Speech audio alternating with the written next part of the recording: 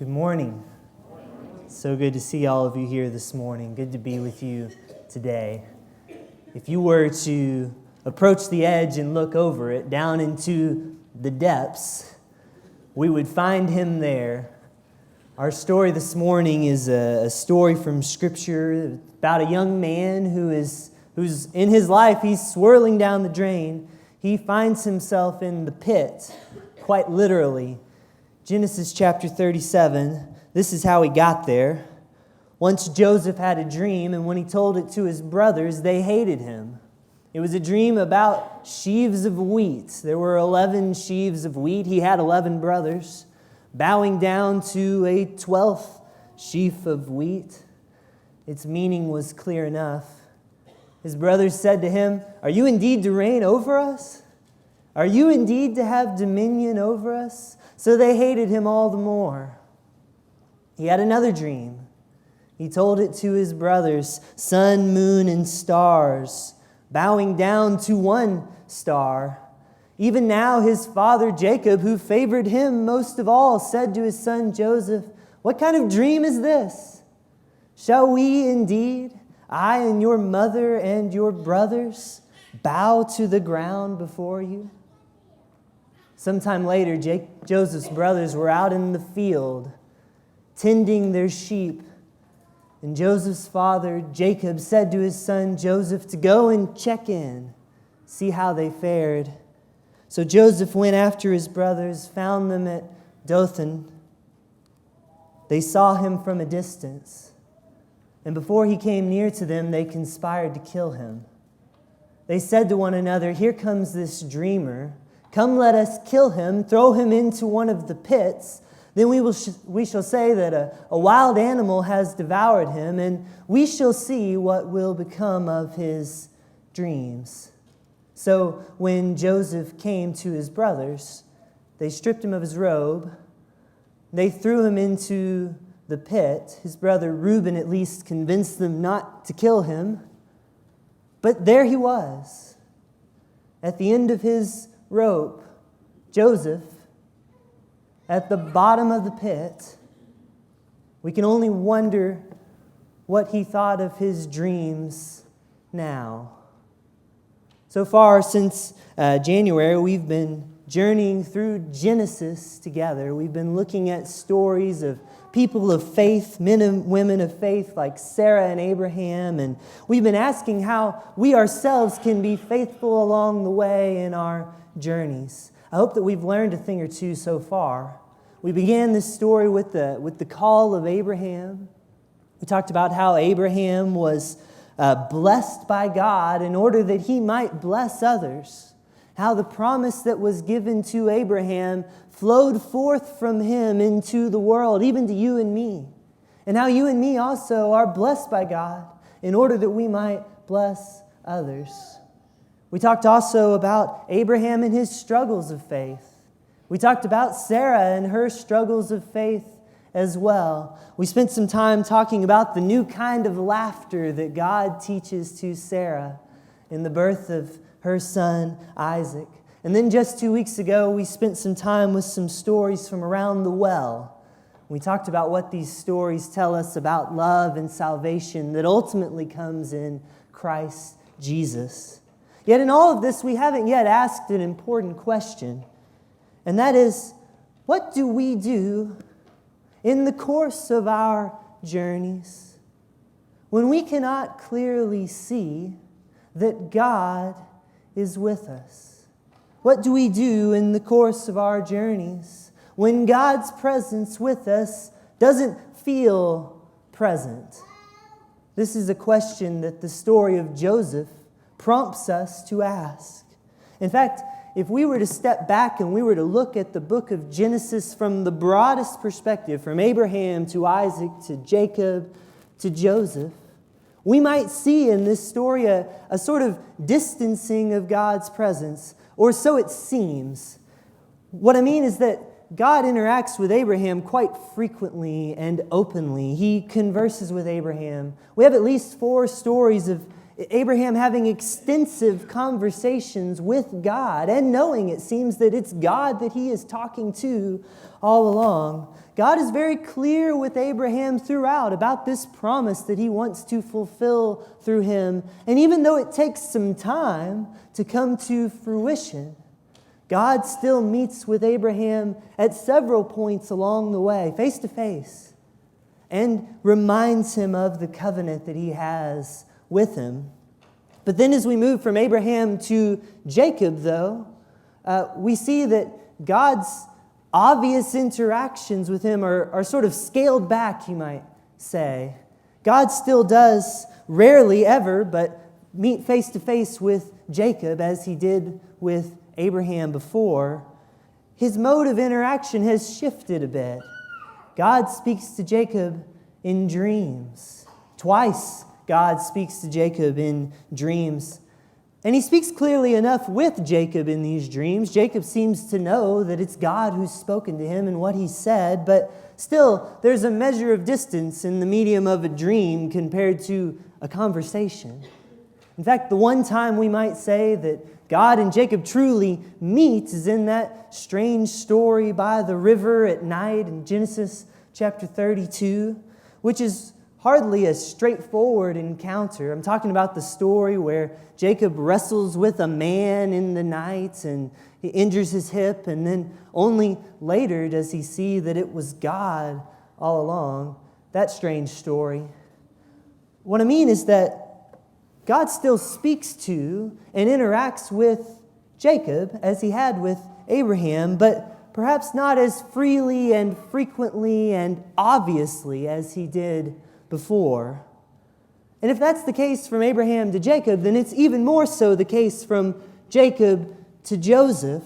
Joseph never encounters God in any straightforward way like Abraham. If anything, we could say that God speaks to him through dreams, and perhaps he helps them to understand what these dreams mean, but these dreams are not like Jacob's dreams either. These dreams are more distant and cryptic than Jacob's dreams. Joseph dreams about earthy things like a bushel of wheat or the moon and the stars. And God helps him to understand these dreams. Elsewhere, God helps Joseph to understand other people's dreams, like Pharaoh's dream of the cows or the birds and the bread. You remember those? But still, it's all sort of shrouded in symbolism. And God's presence and God's plan for Joseph is not so obvious as it has been before in this story. It must have even been hard for Joseph to believe that God had a plan at all, right? When he finds himself in the pit and the dreams of his youth are fading fast. When he finds himself beneath the shadow of his angry brothers standing there at the edge, staring out at him, helpless. Is it possible to believe that God is present in that place? You know, in many ways, and maybe you're seeing this, the story of Joseph may be more like our story than any other that we've encountered so far. After all, do we not also, like Joseph, struggle sometimes to know tangibly, to see definitively and obviously that God is present with us on, say, our darker days? Do we not also struggle sometimes to know that He is there? In the moment, it's often the case for us as well as for Joseph that we cannot clearly see that He is visible in the moment. And so, what can we learn from Joseph about faith during the times when we may find ourselves feeling like God is not there? I think there's a thing or two that we can learn from this story. For one, if there ever were a person who could have thought that God was not there with them, it would have been Joseph, right? He's betrayed by his brothers, thrown into the pit, sold off into slavery for a profit, his coat stripped and dipped in blood. He was presumed to be dead, carried off into a foreign land, made to be a slave in that land. And just when things are starting to look up, he's thrown into prison. He's wrongly accused of a crime. He's convicted without a trial. He's buried in the depths of a foreign jail for more than 2 years. This was a guy Joseph knew a long and storied catalog of misfortunes in his life. He knew real hurt, and the kind of hurt that we couldn't really look at and say it was justified. He knew the senseless oppression and cruel twist of fate. And it would have been so hard in the moment for Joseph to see and interpret any of these things positively, because these were bad things that happened to Joseph, plain and simple. And so it would not have only have just been natural for Joseph to wonder, is God with me now in the prison or in the pit? But also the question that we may find ourselves asking in this story is, what is God's role in these things that happen to Joseph? Just as surely as we may sometimes find ourselves asking of ourselves at times, did God cause these things to happen to me? In other words, this story brings up some really big and challenging questions.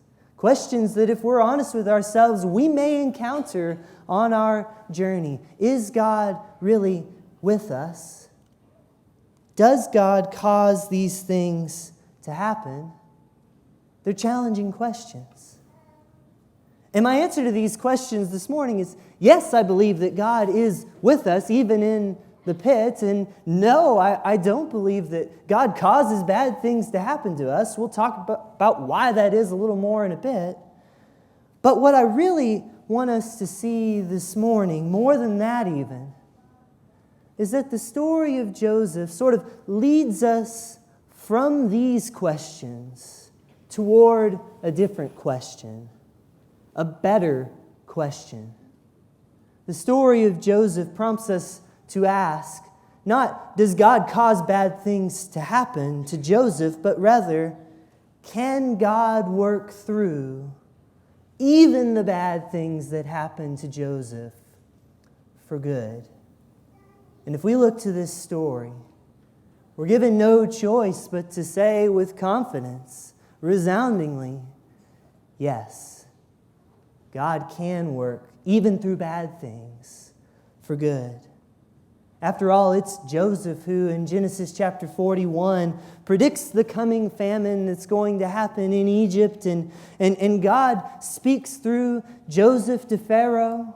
They store up grain during the famine years. And Joseph saves Egypt from starvation. You remember the story. And not just Egypt alone, but all the world, the text says. All the world came to Joseph in Egypt to buy grain, because the famine was severe throughout the world. So Egypt and all of their neighbors, the neighboring countries, are spared from starvation. Why? Because this young Hebrew dreamer was kicked into a pit, sold into slavery, thrown into a prison. Certainly bad things happened to Joseph in his life. And yet, God works through these evil, unjust things that happen to him for good. And even though these hardships keep befalling Joseph in his life, even in the midst of that, we can still believe that God is there with him. He may not appear so boldly and forthrightly and frequently and obviously as he did to Abraham in years before. Certainly he doesn't do that. And yet we can still believe that he was there. And we can still believe that he's working on Joseph's behalf, because we see the way that he finds favor with his master when he's a slave. And we see the way that he finds favor with the jailer when he's in jail. The Lord was with Joseph, and he showed him steadfast love, chapter 39 tells us. Even if Joseph, and even if you and me, cannot tangibly see it in the moment, still he was present. Still he was there. And so it is for you and me in our lives. even when we are cast into the pit, so to speak. So it is for you and me in our lives. When our lives with hardship have run aground, when our hearts are battered and bruised and broken, still His presence with us remains. We read the psalm a moment ago. Where could I flee from your presence? If I ascend to the heavens, you are there. If I make my bed in Sheol, that is the place of the dead, the pit of the earth. If I make my bed in Sheol, you are there. If I say, surely the darkness shall cover me and the light around me become night, even the darkness is not dark to you. The night is as bright as the day, for darkness is as light to you. The presence of God is with us always. He will not leave us or forsake us, for just as He stayed by Joseph's side through all things, so He will remain with you. I'm reminded of a story I feel certain many of you have heard before. It's a story of Corrie ten Boom, whose biography is recorded in a book called The Hiding Place. For those of you who have heard her story before, you'll recall that she and her sister Betsy were captured and thrown into a concentration camp in Germany during World War II. They weren't Jewish people, they were actually Dutch Christians. But they were taken and captured because they had been hiding Jewish people in their home, and they've been trying to smuggle them out to safety. And so they were taken and they were transported to a camp in northern Germany called Ravensbrück. I don't have to tell you that conditions were bleak for them there. They'd smuggled a small Bible with them into the camp. By lamplight, they would read it at night in the barracks to anyone who would listen to them, although they had to be careful. Frequently, a guard would pass through the quarters, and quickly they would snuff out the light and they would silence their voices. They didn't dare risk losing this prized, forbidden possession, their Bible. Not to mention the horrors that they might have faced if someone had found them reading it. Well, over time in the story, there came a time when Corrie and her sister Betsy were taken and they were moved from the barracks they were living in to another barracks, a different one. And this barracks was in many ways the worst of all. Not only was it overcrowded, as all of them were, but this one in particular was crawling with fleas, just covered in them. You couldn't find a place in the whole room that wasn't just covered in these fleas. And yet God was present with them there. For every evening, the two sisters would open their Bible to read. And the crowd of women, young and old, who gathered to listen to their voices grew and grew. And as the weeks passed, they marveled. Not once had a guard disturbed them as they gathered by the lamp. Not once since they had moved to this new place had they had to hurry to snuff out the light and kill their voices. They wondered at this. They marveled at what this could be until all at once it hit them. Why? The fleas. The guards wouldn't come in. The fleas would keep them out. They wouldn't want to be there.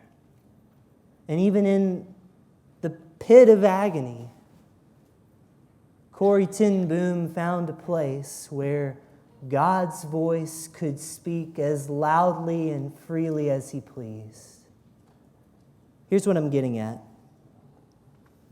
Here's the message from Joseph for us. It's not to pretend that bad things are actually good things, as if by some artificial glass half full attitude we might make them so. This is no gospel of the power of positive thinking. The struggles that we face, the trials in our lives, they're just that. They're struggles. They're trials. Sometimes we face misfortune in our lives that are truly unjust and we can't make sense of them. Don't be afraid to call them as such. This is not a lesson to pretend that bad things are good things. Neither is it a lesson that you have to know exactly and be certain of exactly how God is using bad things to make good things happen. Sometimes we just can't see it. Sometimes for years we may not see it. For our whole lives we may not see it. So don't feel as if you have to put a positive spin on exactly how God's using these things for good. The lesson is not that you must see it. No, the lesson is that God is with us. And the lesson is that we must believe in a God who can work through bad things for good, who is able to do so. Because this is what it means to see through the eyes of faith. And again, I'm not talking about some delusion of positive thinking. No, I'm talking about recognizing the power and nature of our God. I'm talking about God being who He says that He is. Because to believe that He is able to work through even bad things for good things is to believe in the very thing that the gospel itself hinges upon. Because the entirety of human history through Christian eyes is the story of God's magnificent, persistent, self-giving effort to turn evil into good. And never is this seen more clearly than at the cross, where God Himself is cast into the pit, where God Himself absorbs the blows of injustice in human form, that good might come for it. For whom? For the very people who hurt Him. For the very people who put Him there. And so it was also with Joseph. You remember the way that the story ends, right? Joseph is reunited with his brothers, the very ones who had put him in the pit, the very ones who had sold him into slavery, who had dipped his coat in blood and showed it to their father, the very ones who said he was dead. Joseph's confronted by these very same brothers. They come searching for food in Egypt. To make a very long story short, when they recognize that it's Joseph, that it's their brother, they bow to the ground before him, just like the sheaves of wheat and the moon and the stars, just like he had dreamed. They beg for mercy at the feet of Joseph. But Joseph says to them, "Do not be afraid. Even though you intended to do harm to me, God intended it for good, in order to preserve a numerous people, as He is doing even today. So have no fear. I myself will provide for you and for your little ones." The Lord is good. May we live as those who believe that God is able to work for good, even in the midst of evil. May we be faithful to Him and learn to trust Him enough that we may not limit Him in the ways that He works for good, as we live faithfully to Him in all circumstances. I hope that the Lord is working on your hearts this morning. As a church, we're meant to be here for one another when we struggle and go through these times. As we close this morning, you'll find elders and ministers at the doors as you go out.